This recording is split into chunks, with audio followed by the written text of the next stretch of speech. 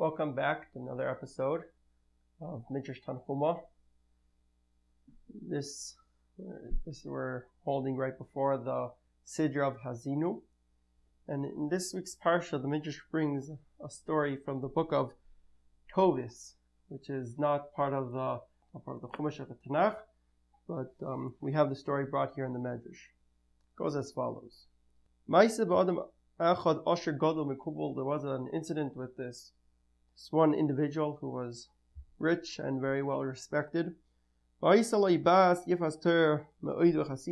a daughter who had very good appearance and had very good characteristics, very kind. He said and she married 3 times to 3 different individuals. And every night, every time she got married on the following day, they found the husband was dead. So she said, from now on, no more people are going to pass away because of me. From now on, I'm not going to get married. I'm going to remain a widow.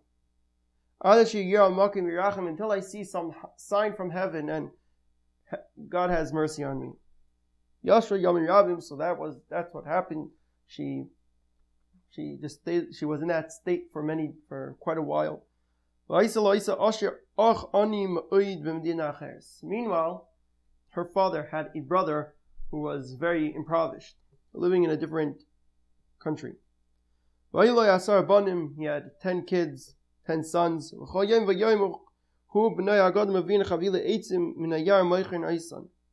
the way they would sustain themselves, they were in the lumber business. They would cut down wood and they would sell that over. And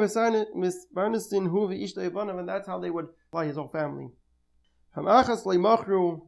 Came one time, they weren't able to make a sale. No money, no food. They didn't eat that day. The next day they went back to business, back to the forest to chop some more wood, and the father just collapsed. So the son, seeing what happened, he started to, his eyes filled with tears upon the impoverished state that they were in. And he lifted his eyes heavenward.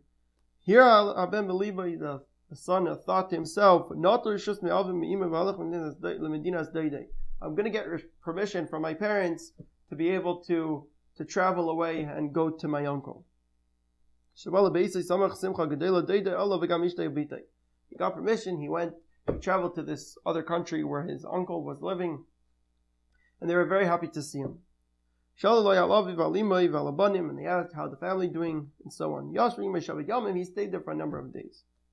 7 days. After settling in a little bit, so this young kid, he turns to his uncle. He says to him, I have a request to make of you. So his uncle told him, tell me, what is it you want? So the son tells his uncle, Hishavali, swear to me that you will follow through with my request. I guess took a leap of faith, and he swore. So this young kid, he turned to his uncle. He said, "This is the request I have to make of you. Let me come into marriage with nephew. No. Because this is for our sins. This is how it is. Basically, she's unmarried. So he said to his uncle, even so, I'll take the risk. So his uncle told his nephew, if the thing that's pushing you towards the marriage is because of your impoverished state, it's still not worth it. And as far as the money, I'll take care of that. You're young, you're handsome, and you're wise. Why enter into this? But Sasi, and my advice to you, stocking, but don't endanger your life.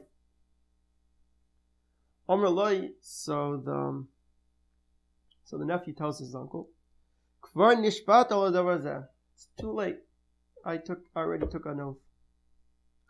He saw how persistent his nephew was. He agreed. So he turned to his daughter. He told her everything that transpired. When she heard this, she cried. She cried and she cried out with a pained heart. The Tulsa and she lifted her eyes heavenward. The Amra, and she said, Master of the universe, give your hand to me, like support me, and don't have more people pass away because of me. So what happened? So they married and they made a wedding feast. During this wedding, they called the elders of the community. They were invited. And they made a chuppah. And the chassan was there. During the procedures, an elderly individual approached this young groom. And he was the famous Eliyahu, the prophet. Called him. We were speaking just between the two of them, and he told him as follows: Beni, my son, I have good advice for you, proper advice for you. From my advice, when you go down to eat, there's gonna be a poor person that's gonna approach you, that's gonna be dressed in black, tattered garments. No shoes, and worn out. So poor, there's no one like him in the entire world. When you see him, stand up from where you are and sit him down next to you. Give him to eat, give him to drink, and attend to him with whatever's in your capacity, and give him respect. And don't leave out anything I have told you. And you shall remain in peace. And now I'm going to be on my way. This elderly man left, and the groom returned to his place. They sat down to the feast. When they started the meal, a poor person came. When the groom saw, he got up, and he followed through everything that this elderly individual advised him. Completion of the wedding feast. So this poor person, he called over the groom. He brought him aside to a room. Armalai, he told the groom as follows: Beni, my son, ani shlucha shamakim, I was sent from on high. Now I'm on a mission. Let's take your life. Armalai, so the groom told him, Adoni, my master, give me some time. Shana achas, give me a year. Chatzi shana, half a year. Amalai, this man replied to him, Lo yasa, I won't do. Amalai, so the groom persisted. He's like, at least 30 days. At least the 7 days. That's part of the wedding feast, is to have the 7 days that follow. Amalai, the old man replied, I'm not going to give you even 1 day. Because your time has come. Amalai, so this youth, he told this elderly person, I request of you, at least let me wish goodbye to my wife. Amalei. So he told him, the davar hazeh panecha, for this wish granted. Lecho by meheya, go, come back quick. Halach l'cheder. He left the room. He went to the room she was in, and she was on her own, crying, praying. He came into the room, he entered, closed the door. So the groom called to her. He went to start speaking. So he grabbed her, she kissed him. So she said to him, Achim, my brother, lama basa, what's happening? Why do you come? Because messenger from on high came and told me that time's up. So she told her new husband, don't go. You stay here. I'm gonna go. I'm gonna go and have a word with him. She went, she found him. She said to him, are you the messenger that came to take my husband's life? He said, yep. So she said to him, no, not now. For it's written in the Torah, it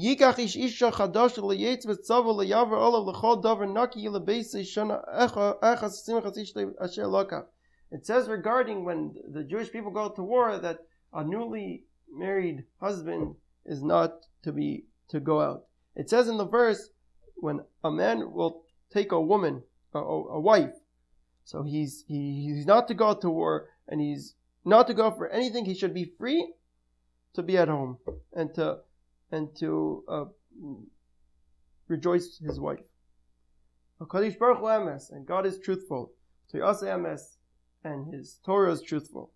And if you take his life now, you're like treating as if the Torah doesn't follow through with its own laws.